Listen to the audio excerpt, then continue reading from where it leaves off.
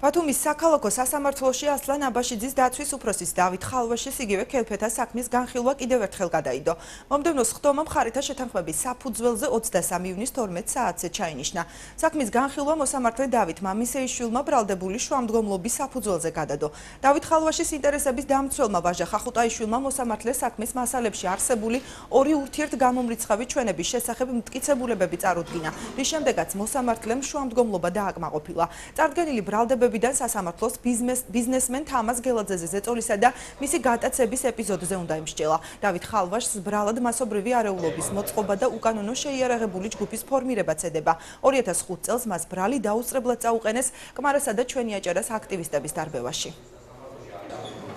ჩვენი ორი მტკიცებულება დაკმაყოფილებული იქნა, იმიტომ რომ გამოძიების ცნობის დროს არის მოწმენი მიუთითებენ უმეტესობა, რომ თითქოს იქ შეხვედრის დროს უშიშროებელში შეხვედრის დროს ამას ესწრებოდა ჯემალ ქონიაძე და გამოძიებას აქვს დადგენილი, რომ ეს მოხდა ზაფხულის თვეებში და უკვე 3-4 თვით ადრეა გარდაცვლილი ჯემალ ქონიაძე. შემდგომი შუამდგომლობა იყო ჩვენი. ყველა მოწმე თითქოს ვინც იყო დაკითხულია მიუთითებს, რომ ისინი მოხდა ეს შეხვედრები და საუბრები გიორგი კუპრეიშვილის კაბინეტში, რომელიც კატეგორიულად უარყოფს ამ ფაქტს.